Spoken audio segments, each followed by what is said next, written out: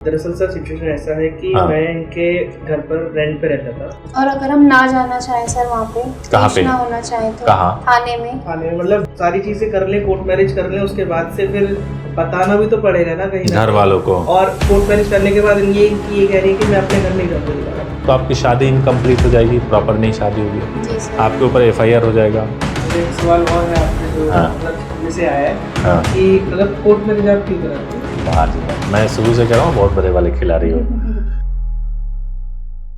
नमस्कार, lead India के इस वीडियो में आपका बहुत बहुत स्वागत है। दोस्तों, आज इस वीडियो में मेरे साथ है डॉली और तरुण।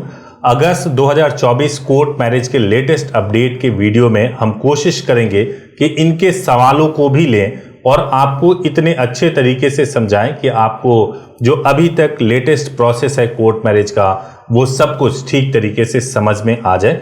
हो सकता है कि यह वीडियो थोड़ा लंबा हो, लेकिन अगर आप पूरा देखेंगे तो आपको बहुत क्लियरिटी के साथ में सब कुछ समझ में आ जाएगा।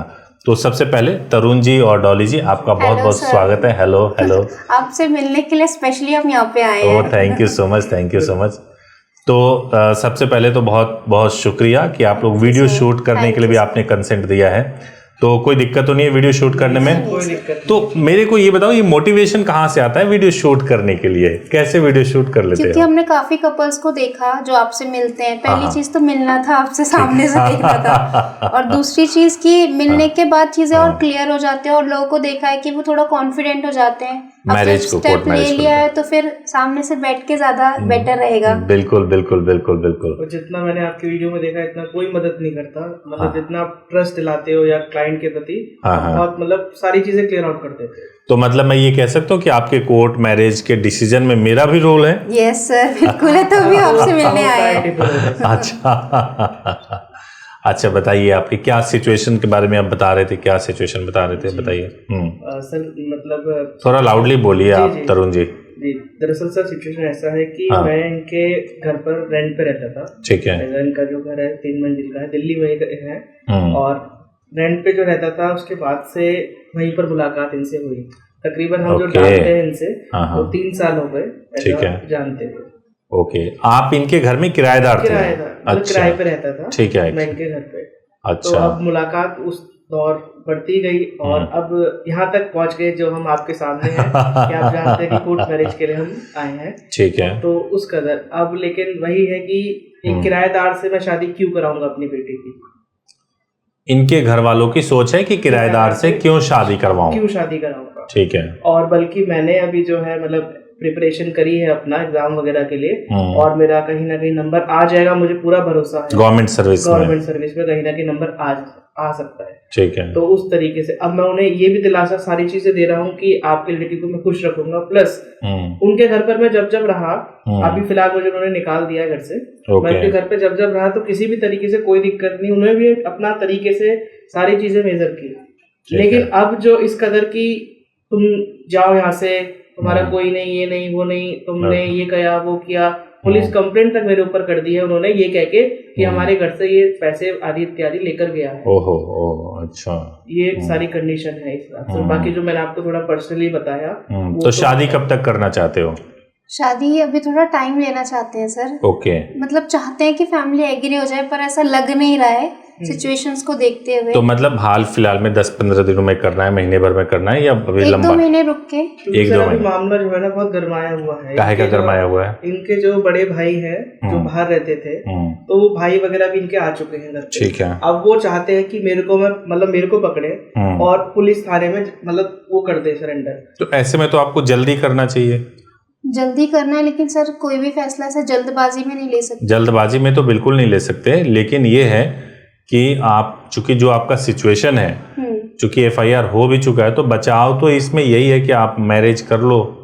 क्योंकि मैरिज अगर आप, चूंकि आप बालिग हो, डॉक्यूमेंट्स मैंने देखे हैं आपके, तो मैरिज कर लोगे तो फिर ठीक रहेगा। क्योंकि अगर इस बीच में अगर जो आरोप लगा करके आपके ऊपर FIR हुआ है, पुलिस ने अगर आपको पकड़ लिया, तो फिर तो मुश्किल हो जाएगी। चल वही है, बहुत मुश्किल से मैं आपके यहाँ इधर तक आया हूँ। लेकिन अब सारी चीजें कर लें, कोर्ट मैरिज कर लें, उसके बाद से फिर बताना भी तो पड़ेगा ना कहीं घर वालों को। और कोर्ट मैरिज करने के बाद इनकी ये कह रही है कि मैं अपने घर नहीं जाऊंगी दोबारा। ओह अच्छा। अब इनकी भी जिद है, तो हम कहाँ रहें, कैसे रहें, मतलब आगे का कुछ क्लियर नहीं है कि कैसे मैं आपको बताऊं कि कोई बात नहीं, हम सब कुछ क्लियर करेंगे इस वीडियो में और कोशिश करेंगे कि आपके सारे डाउट्स को क्लियर करें, ठीक है। तो मुझे एक चीज बताओ, ठीक है, मतलब प्रोसेस के बारे में आपको कितनी इन्फॉर्मेशन है, आपको डॉक्यूमेंट्स क्लियर है? कॉल पे बात हुई थी, हाँ। एक बार कॉल पे बात होने के बाद क्लियर हो गया था। आप दोबारा बता देंगे मुझे? बिल्कुल मैं बता दूंगा। देखो, आप दोनों के पास में आधार कार्ड है, बिल्कुल सफिशिएंट है। ये गवर्नमेंट सर्विस का प्रिपरेशन कर रहे हैं, आपका भी एजुकेशन जो है बहुत प्रॉपर है। तो 10th का जो आपका मार्कशीट या सर्टिफिकेट, इंडिया में कहीं के भी हो, 10th के मार्कशीट या सर्टिफिकेट में से जिस पर भी डेट ऑफ बर्थ लिखा गया होगा वो आपका कंसीडर होगा। एज वेल एज आपके पास बर्थ सर्टिफिकेट हो तो भी माना जाएगा बर्थ प्रूफ के तौर पे। तो बर्थ प्रूफ के तौर पे ये डॉक्यूमेंट्स हो गए। ड्राइविंग लाइसेंस को भी कई जगह पे जो है बर्थ प्रूफ के तौर पे माना जाता है। अहमदाबाद में स्कूल लिविंग सर्टिफिकेट है तो भी बर्थ प्रूफ के तौर पे माना जाता है। यही मुंबई में भी है ना। तो ये डॉक्यूमेंट्स हो गए जो कि बर्थ प्रूफ के लिए होते हैं और आईडी प्रूफ के लिए, जैसे आपका pan card, voter ID, passport, इनमें से कुछ भी। कंफर्म करना चाहूंगी सर, मेरे डॉक्यूमेंट्स इफ अगर घर वाले रख ले, ओके, ना हो मेरे पास उस टाइम पे, और मेरे पास अगर फोन में क्लिक हुई फोटो है तो उससे काम चल जाएगा? अगर फोन में क्लिक की हुई फोटो है तो उससे काम हो जाएगा, बट प्रॉपर सही तरीके से होना चाहिए। ठीक है सर, मैनिपुलेटेड नहीं होना चाहिए कुछ भी, है ना। तो डॉक्यूमेंट्स क्लियर हो गया। हाँ जी। तो ये आज जो मैं बता रहा हूं, चाहे आप इंडिया में कहीं भी शादी करोगे, अब आप लोगों को भी डिसाइड करना है कि आप कहां से करोगे। आप गाजियाबाद से करोगे, दिल्ली से करोगे, लखनऊ से करोगे, मुंबई से करोगे, भोपाल से करोगे, जयपुर से करोगे, उदयपुर से करोगे, पुणे से करोगे, है ना, अहमदाबाद से करोगे, बैंगलोर से कर सकते हो, हैदराबाद से कर सकते हो, जहां से करना चाहो आप चूज कर सकते हो अपने हिसाब से, चाहे हम कहीं के भी हो, कहीं के भी हो। लेकिन हाँ, ये आपने बहुत अच्छा सवाल पूछा। अहमदाबाद से करने के लिए किसी एक का गुजरात से होना जरूरी है। बैंगलोर में करना चाहते हो किसी एक का कर्नाटक से होना जरूरी है। वहीं सेटल होना चाहे, वहीं शादी करना चाहे तो नहीं तो आपके पास कोई प्रूफ होना चाहिए। अगर मुंबई से करना है तो मुंबई का चाहिए कुछ ना कुछ प्रूफ, ठीक है। तो ऐसे होता है। लेकिन अगर आप दिल्ली या गाजियाबाद से करोगे तो कहीं के भी हो, यहाँ पे आके शादी कर सकते हो। आप समझ रहे हो? ये बिल्कुल क्लियर है कि गाजियाबाद में आप कहीं के भी रहने वाले हो शादी कर सकते हैं, दिल्ली में भी कहीं के भी रहने वाले हो शादी कर सकते हैं, ठीक है। तो ये तो डॉक्यूमेंट पार्ट हो गया। लोकेशन भी मैंने आपको बता दिया। एज 18 साल और 21 साल आपकी कंप्लीट ही है, कोई दिक्कत नहीं है, ठीक है। अब बताओ, अब क्या समस्या है? सर इसमें डॉक्यूमेंट्स को जैसे आपने बताया कि मतलब मेरे तो कंप्लीटेड है, इनके भी कंप्लीटेड है, लेकिन दिक्कत ये हो सकती है कि अभी तो इनके पास ही डॉक्यूमेंट्स कुछ है, और जैसे मार्कशीट वगैरह, डिग्री वगैरह, इनका जो भी है वो घर परिवार के पास है, मतलब अलमारी में उनका लॉकर वगैरह में, तो वो लाना जरूरी है आधार, पैन कार्ड, मार्कशीट से ही? हाँ, तो 3 ही तो डॉक्यूमेंट चाहिए ना, आधार, पैन, मार्कशीट। मैं भी तो यही कह रहा हूँ। लेकिन आपके हेल्पलाइन नंबर पे कॉल किया तो उन्होंने बोला एड्रेस प्रूफ के लिए, एज प्रूफ के लिए, और देखो 3 डॉक्यूमेंट जरूरी होते हैं, लेकिन 3 डॉक्यूमेंट में से जो आप, अगर आपके पास कम डॉक्यूमेंट है तो बात करोगे ना, हेल्पलाइन नंबर पे कॉल कर लो, डॉक्यूमेंट भेज करके वेरीफाई करा लो, है ना। एक चीज होता है 90% क्लियर हो जाता है कि डॉक्यूमेंट आपका सही है, 10% बच जाता है कि जब आप आओगे तो उस टाइम पे ओरिजिनल डॉक्यूमेंट देख करके पता चलता है। एक चीज है जो मैंने आपसे छुपाई थी अभी तक, हाँ, वो ये था कि आधार कार्ड में मैंने ना वाइफ ऑफ करवा दिया था, यानी कि मुझे लगा कि उससे काम बन जाएगा, नहीं ऐसा कुछ करना। ऐसी क्या जल्दी थी, बताओ यार, तुम किराएदार थे। चलो कोई बात नहीं, मैं आपको एक बात बता रहा हूँ।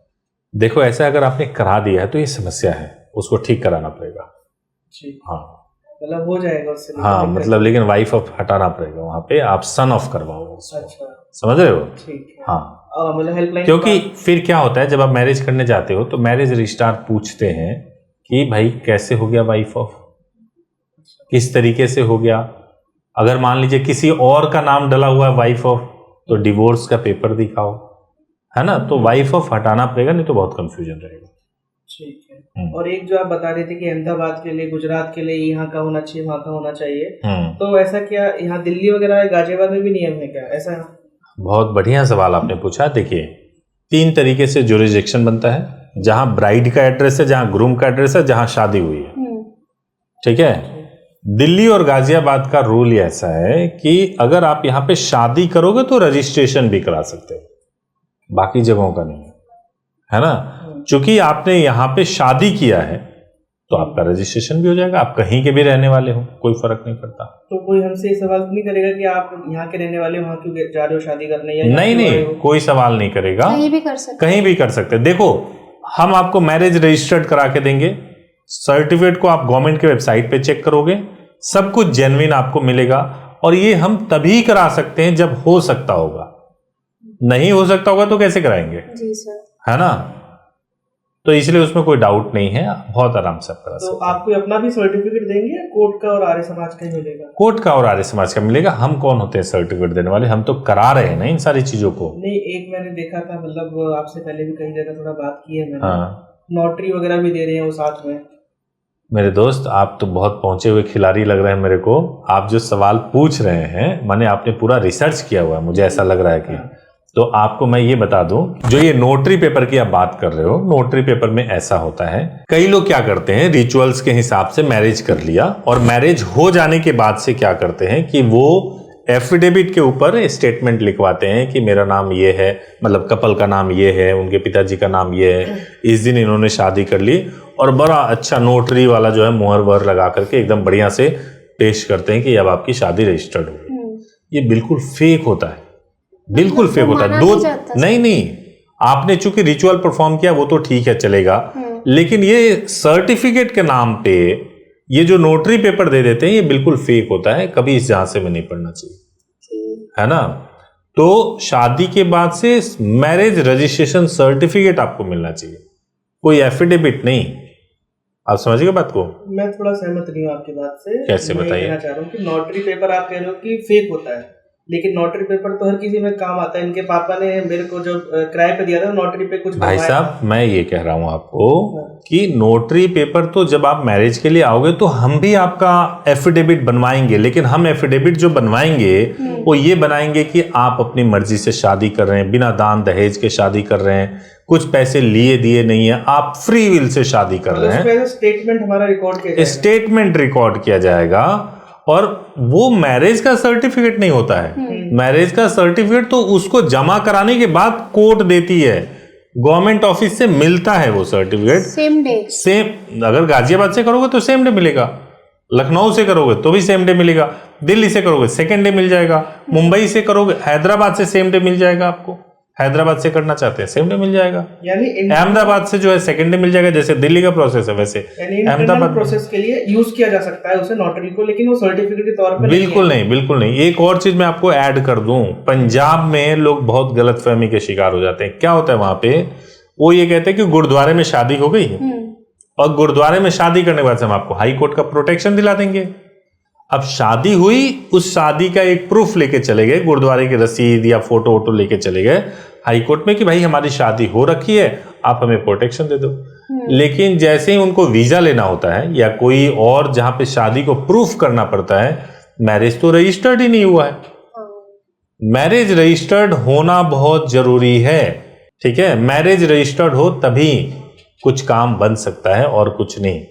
ये ठीक वैसे ही हो गया कि कोई व्यक्ति है जिसने मोटर बाइक खरीदने के लिए गया, सारे पार्ट्स खरीद लिए, है ना, सारे अलग अलग पार्ट्स खरीद लिए, और उसको अगर मान लो बाइक के सारे पार्ट्स आपको मिल जाएंगे तो बाइक नहीं बन जाएगी ना, वो बनी बनाई होनी चाहिए। कहने का मतलब ये है कि मैरिज रजिस्ट्रेशन सर्टिफिकेट ही सब कुछ होता है। तो वो जो मिलेगा वो रिचुअल के बाद से मिलेगा, रिचुअल होने के बाद से जब कोर्ट में रजिस्टर्ड कराएंगे तो मिलेगा। लेकिन सर हमारा तो दिल्ली का आधार है ना, तो अगर हम सेम डे में चाह रहे हैं हाँ, तो वहाँ से घर वाले ऑब्जेक्शन नहीं उठाएंगे इस चीज से, कोई प्रॉब्लम आ गई तो अगर चूंकि आप दिल्ली के रहने वाले हो तो आपको ऐसा ऑप्शन है, आप गाजियाबाद से भी कर सकते हो, कोई दिक्कत नहीं है, उससे कोई प्रॉब्लम कोई प्रॉब्लम नहीं, कोई प्रॉब्लम नहीं, गाजियाबाद से कर लो। और जो प्लेस ऑफ मैरिज के बेसिस पे कंप्लेंट वगैरह जो कल को होगी इस तरह की, हाँ, तो उस चीज में मतलब हम कहाँ जाएं? गाजियाबाद यूपी पुलिस के पास जाएं, दिल्ली पुलिस के पास जाएं कल को? अगर कंप्लेंट, चूंकि आपके पेरेंट्स जो हैं, जो किराए पे आप दिल्ली में रह रहे थे, तो पेरेंट्स तो दिल्ली में रह रहे हैं, तो इनके पेरेंट्स अगर कंप्लेंट कराएंगे तो दिल्ली में कराएंगे, ठीक है। तो दो चीजें होती है, सबसे पहले आप जहां के रहने वाले हैं आप वहां पे इनको लेके जाइए, वहां पे बयान करा दीजिए, वो भी चलेगा। और दूसरा, जहां एफआईआर रजिस्टर्ड होता है वहां पे जाकर के बयान कराना होता है, समझ गए। क्योंकि आपका एक एफआईआर दिल्ली में रजिस्टर्ड है तो दिल्ली में आपको बयान देना पड़ेगा, क्योंकि अभी तो आप लोग FIR होने के बाद से पुलिस के पास गए नहीं हो, तो फिर आपको उस FIR को खत्म भी कराना है। जैसे आपकी शादी हो जाएगी, दिल्ली हाई कोर्ट के थ्रू हम आपके प्रोटेक्शन के लिए ऑर्डर कराएंगे और उसमें उस FIR को भी चैलेंज करेंगे। और अगर हम ना जाना चाहें सर वहाँ पे, कहाँ पेश पे ना होना चाहे तो कहाँ? थाने में मतलब देखो मैं एक बात बता रहा हूँ, पेश नहीं होना चाहते हो, आप अपने पेरेंट्स को फेस नहीं करना चाहते हो, ये मुझे लगता है कि ये सही नहीं है और आपको थोड़ी सोच अपनी बदलनी पड़ेगी। कारण बताता हूँ क्यों। आपने कानूनी तरीके से शादी किया, आपके पास सर्टिफिकेट है सब कुछ जी, कोई दिक्कत नहीं है इसमें। अब अगर आप मान लो सब कुछ सही होने के बावजूद आप मुंह छिपा के भाग रहे हो, सामने नहीं आना चाहते, तो सब कुछ सही होने के बावजूद कोर्ट पुलिस ये समझेगी कि आपने कोई गलती किया हुआ है। तो इसीलिए आपको सामने आना चाहिए। आपके पास मैरिज का सर्टिफिकेट है, आपके पास प्रोटेक्शन ऑर्डर हो जाएगा हाई कोर्ट से, सब कुछ रहेगा। इंटीमेशन न्यूज़पेपर भिजवा देना, सब कुछ जब आपका ओके रहेगा। इंटीमेशन और न्यूज़पेपर से क्या होता है सर? मैं कंप्लीट कर देता हूँ फिर बताता हूँ। जब सब कुछ ओके हो जाएगा तो अगर पुलिस के पास जाके बोलोगे तो बोलना क्या, आपको लड़ाइयाँ थोड़ी करनी है अपने माँ बाप से, पुलिस से लड़ाइयाँ थोड़ी करनी है। आप वो चाहे आपको जितना बुरा भला बोले, आप उनको बोलो कि मैंने लीगली शादी कर लिया, मुझे अपने पति के साथ रहना है। पुलिस वाले भी तो नहीं सुनते ना, कानून को समझते नहीं घर वाले, मतलब या पुलिस से मिल जाते हैं, बहुत दिक्कत है। देखो मैं आपको बताता हूँ, पुलिस के ऊपर कंट्रोल किसका होता है? पुलिस के ऊपर कंट्रोल होता है कोर्ट का, क्योंकि पुलिस को कानून के हिसाब से चलना होता है जी। अगर पुलिस नहीं बात मानेगी तो हम कहाँ जाएंगे? कोर्ट में जाएंगे, ताकि पुलिस को कंट्रोल किया जा सके। कोर्ट पे तो विश्वास करते हो ना कि भाई कोर्ट सही निर्णय देती है, तो कोर्ट जब ये बोलेगी कि भाई ये दो लोग हैं, इन्होंने अपनी मर्जी से शादी किया, आप इनको गिरफ्तार नहीं कर सकते, आप इनके बयान ले लो। आप वहां बयान दो कि मैंने अपनी मर्जी से शादी किया, मैं बालिग हूं, अपने पति के साथ रहना चाहती हूं, खत्म बात। उसमें क्या दिक्कत है? और इंटीमेशन जो आपने पूछा, इंटीमेशन न्यूज़पेपर जी, ऐसा होता है कि जब कभी भी आप शादी के लिए जाते हो तो आप तो शादी के लिए चले आए, लेकिन आपके पेरेंट्स ने पीछे से जाकर के कंप्लेंट करा दिया कि देखो वही लफंगा है जिसने जो है मेरी बेटी, मतलब मेरे घर से जो है सामान भी चुराए थे और उसने मेरी बेटी को भी भगा दिया, वो मेरे घर पे किराएदार था। लेकिन अभी आपने बताया सर कि 48 घंटे बाद FIR होती है। नहीं, वो जाके ये स्टेटमेंट तो दे सकते हैं ना, FIR हो ना हो अलग बात है।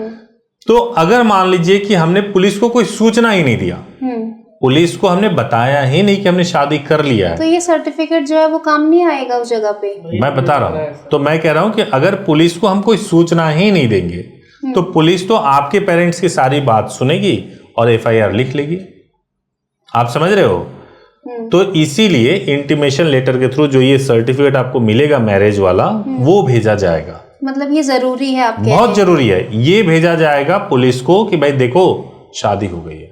और एक और खास बात मैं बता रहा हूँ, अगर पुलिस वाले इस सूचना के बावजूद अगर किसी तरीके से आपको परेशान कर रहे हैं तो हम इसी को आधार बना के हाई कोर्ट जा सकते हैं और वहां जाकर के आपके लिए प्रोटेक्शन ऑर्डर ले सकते हैं। समझ आया? जी सर, मतलब बयान को लेकर मैं थोड़ा समझना चाह रहा हूँ कि बयान को लेकर लीड इंडिया कैसे मदद करेगा हमारी? देखो बयान क्या होता है, पहले CRPC में लोग जानते थे, अब चूंकि नया कानून भी आ गया तो CRPC में 164 का बयान कहते थे। अब भारतीय नागरिक सुरक्षा संहिता BNSS आ गया है, उसमें 164 वाला बयान हो गया 183 का बयान, यानी 183 का बयान हो गया। ठीक है, जो 161 वाला बयान था वो 180 का बयान हो गया। करेक्ट? तो होता यह है कि किसी के ऊपर भी मुकदमा लिखा गया हो और उसके बयान से केस निर्धारित होता हो, जैसे मान लीजिए कि मुझे किसी ने अपहरण कर लिया, ठीक है, अब अपहरण कर लिया तो मैं ही तो बताऊंगा कि मेरा अपहरण हुआ था या नहीं हुआ था। समझ गए? आपके ऊपर ये FIR, मतलब आपके पिताजी ने लिखवा दिया इनके ऊपर कि इन्होंने अपहरण कर लिया, तो आपका बयान होगा 183 में बयान होगा और बयान में आपसे पूछा जाएगा कि आपको इन्होंने अपहरण किया था या क्या किया था। आप बोलोगे नहीं जी मैं तो अपनी मर्जी से गई थी, मैं बालिग हूं, मैंने शादी किया, ये देख लो सर्टिफिकेट, तब कोई दिक्कत नहीं है। कोई दिक्कत नहीं होगी। अब लीड इंडिया इसमें ऐसे मदद करेगी कि उस वक्त जब ये बयान दिलाया जाता है उस वक्त अगर कोई एडवोकेट भी साथ में हो तो कोई मैनिपुलेशन नहीं होगा, पुलिस वाले घुमाएंगे नहीं। जैसे मैं आपको एक एग्जांपल के लिए बता रहा हूँ, होता क्या है कि 164 का बयान हो गया, मतलब पहले 164 अब 183 का बयान हो गया। बयान होने के बाद से लड़की बाहर निकली तो पुलिस वाले क्या कहते हैं, देखो जी ऐसे बयान का कोई वैल्यू नहीं है, और सुनो ये तो लंबा केस चलेगा और तुम्हारा जो ये पति है ना इसको तो हम सबक सिखाएंगे, मेरा कहा मान लो, बस एक दिन की बात है, घर चली जाओ, ठीक है, और सब केस खत्म कर देंगे, माँ बाप हैं तुम्हारे ही माँ बाप हैं, चली जाओ, कोई बात नहीं है। ऐसे करके आपको दबाव बनाएंगे। अगर फंस गए उनकी बातों में और आप छोड़ के चले गए, इसीलिए तो हम नहीं जाना चाहते सर कि तो वहां ना जाए। पहले से मैं समझा तो रहा हूं ना, तो इसको समझो तो सही कि जब इस तरह की कोई चीज आपके साथ हो तो ना करो। ना जाना कोई सोल्यूशन नहीं है कि मुझे जाना ही नहीं है, ये सोल्यूशन नहीं है। जाना है लेकिन वहां जाके करना क्या है ये आपको पहले से पता होना चाहिए। आया समझ में? हाँ जी, मतलब इंटीमेशन भेज दें, उसके बाद से भी अगर लगता है जाने की जरूरत है तो चले जाएं। जी, हमारा हेल्पलाइन नंबर रहता है, सर्विस टीम का नंबर रहता है, मेरा पर्सनल नंबर आपको मिलता है। आप पूछ लो बात करके कि सर क्या करें, क्योंकि ऐसा तो नहीं है कि हमने शादी करा दी बात खत्म हो गई, उसके बाद भी कोई दिक्कत है। आपको एक और चीज बता दो, लीड इंडिया में केवल मैरिज नहीं, सभी तरह की चीजों पे हम गाइडेंस करते हैं, काम करते हैं, सब कुछ करते हैं। कंप्लेंट भी करा सकते हैं ना, सब कुछ वाले परेशान करें तो बिल्कुल करा सकते हैं। तो आप एक बार मेरे से बात कीजिएगा, आपको पूरा उस पर सपोर्ट करेंगे। जी ठीक है।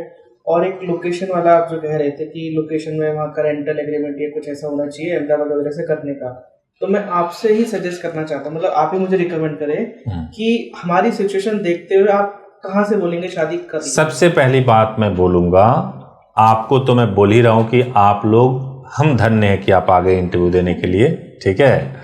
और जो भी कपल हैं अगर उनको कोई डाउट होता है तो हेल्पलाइन नंबर पे कॉल करें। हेल्पलाइन नंबर पे कॉल करने के लिए पैसे तो लगते नहीं है। नहीं सर, आप कॉल करो 88004445 पर, और कॉल करके आप पूरा पूछो, संतुष्ट हो, डिटेल में बात करो, लंबा बात करो, अपने सारे इश्यूज को डिस्कस करो, ठीक से डिस्कस करो, आराम से बात करो, आपको पूरी बात समझ में आ जाएगी कि क्या करना है और कैसे करना है, ठीक है।